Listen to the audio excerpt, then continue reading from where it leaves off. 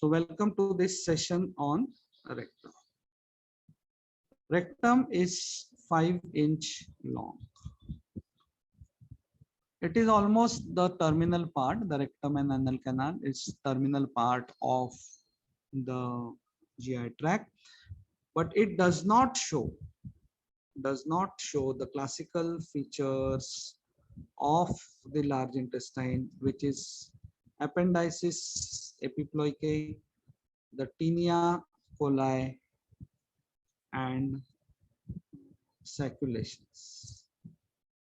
Does not show appendices epiploicae, tinea coli, and saculations. The rectum starts at the level of S3. It starts at the level of S3 and ends. The rectoanal junction is 2 to 3 centimeter in front of and little below, in front of and little below the tip of coccyx. So from S3 to 2 to 3 centimeter in front of and little below tip of coccyx.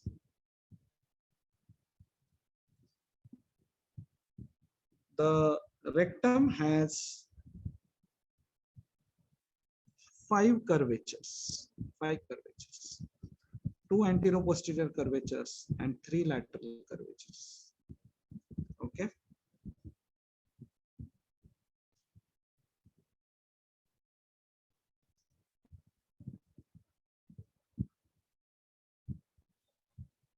So this is the sacrum, S3, S4.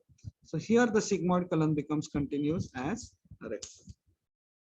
The sigmoid colon becomes continuous as a rectum. So this, and then the rectum here is the coccyx, becomes continuous like this with the anal canal. The anococcygeal ligament is running like this. Here is the urinary bladder. And the peritoneum goes like this.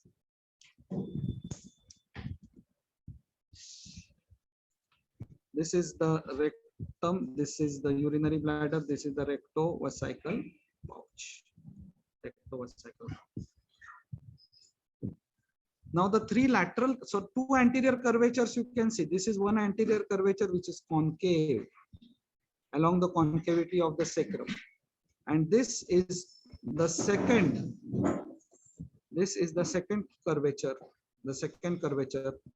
which is convex.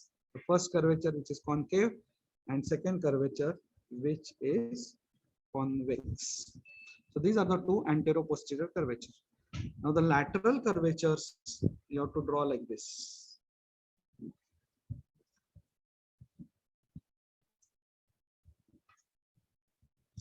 Okay, this is the first lateral which is to the right side. This is the second lateral to the left side. The third lateral again to the right side. Okay, so better drawn like this.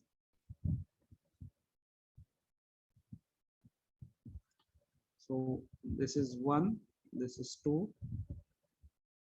and this is 3. Okay. Now coming to the relations of the rectum. In abdominal organs, we always wrote the relations. Firstly, the peritoneal relations. Then we wrote about the visceral relations. The peritoneal relations of the rectum, if we divide it into 3 parts, upper 1/3, middle 1/3, and lower 1/3. The upper 1/3 is covered by peritoneum on the sides and front. Upper 1/3. Middle 1/3 is covered by peritoneum only in the front. Peritoneum is there only in the front. And lower 1/3 there is no peritoneum. No peritoneum. You can see it here. In the lower part of the rectum, there is no peritoneum. Upper part, there is peritoneum. Okay. Now we write the visceral relations. Visceral relations are different in males and females. Okay, and that too, the visceral relations are divided into what is related in the upper two third and what is related in the lower one third. In the upper two third, if you see here, upper two third, there is a pouch in case of males as well as in case of females. In case of males, it is the rectovesical pouch. In case of females, it is the rectouterine pouch. Okay, and this pouch will contain coils of intestine. Pouch will contain coils of intestine. Now the lower one third. Now here you see this is the urinary bladder, and then this is prostate, and then there will be seminal vesicles. So the lower one third will be related to, in case of males, the base of the bladder. Lower one third is related to the base of the bladder. You know, the terminal parts of the ureters, the seminal vesicles, okay, the prostate. And that is the reason to examine the prostate. A per rectal examination is that the surgeon puts the finger like this and anteriorly sees. If the prostate is enlarged, he can see, he can easily feel the swelling of the prostate. Okay, normally also we can see the prostate, but when it is enlarged, we can feel the enlargement in a per rectal examination. That is the reason you may be thinking why we are learning all these relations, because you have to know that the anterior relation in case of males is the prostate, the seminal vesicles, okay, the ductus deferens, ejaculatory duct, and in case of females, in the lower one third. So relations anterior two third is the pouches in both males and females, and with coils of intestine and sigmoid colon. In case of females in the lower one third, it is related to the lower part of the vagina. Lower part of vagina. The peritoneal relations, we said peritoneum covering one third from the side and front, upper one third, middle one third only front, lower one third no peritoneum. In the visceral relations, we said upper two third related to pouches with coils of intestine and sigmoid colon, ileum and sigmoid colon. Lower one third related to prostate, seminal vesicles in males, and vagina in females. Now you see here in this diagram, you can see the posterior relation. Posterior relation is common in both males and females. So what will be the posterior relations? Posterior relation, visceral relation will be S3, S4, and S5. The lower sacral vertebrae. Then there will be coccyx, right? And then there will be the anococcygeal ligament. There will be the levator ani, the piriformis muscle.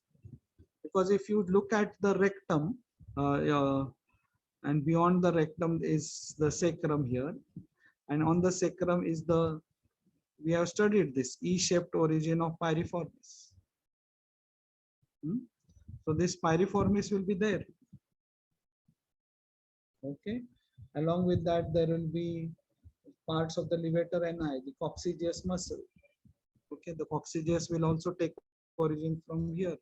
So piriformis, coccygeus, levator ani. So these all will be the relations. There will be sympathetic chain. The piriformis, coccygeus, levator ani. Then there will be sympathetic chain. So all these will be the posterior relations of the rectum. Now talking about the arterial supply, I have already spoken about this, that it will be from the superior rectal artery, okay, the venous drainage. Of course, there will be other arteries also, like middle rectal artery and median sacral artery, but main is superior rectal artery. Venous drainage again is in the superior rectal vein. And middle rectal vein also, but again main remains the superior rectal vein itself. Lymphatic drainage passes into the pararectal. In the upper part, it goes to the pararectal lymph nodes, and lower part they go to the internal iliac lymph nodes. Okay. The supports of the rectum. The supports of the rectum are the pelvic floor, mainly the pelvic diaphragm, which is formed by the levator ani. There is a lateral ligament of the rectus. So these all support the rectus, the rectum. Inside the rectum, we see these folds called as the Houston's folds. So the lumen of the rectum will show folds like this, Houston fold. Again, this is for prevention of sagging down of the stool, because the word rectum means straight. Word rectum means straight, but human beings are straight. So therefore the rectum is curved in case of animals, in cases of a four-legged animals, the rectum is straight like this, but it is horizontal. So therefore to pass stool, they may bend their posterior part like this. You see it typically in case of those animals who eat non-veg food. While those who eat abundant vegetarian food, they stand like this. Elephant, cow, you never see them straining while passing stool, because diet is full of fiber. That's the lesson for us. But if you see a lion, you see a dog, you see a cat, they have to strain, they have to put the posterior portion of their rectum down, and you see their facial expressions. That's what I want to say about the rectum. The applied anatomy of the rectum is more or less similar what I talked about anal canal. The examination of the rectum is done by proctoscope and per rectal examination.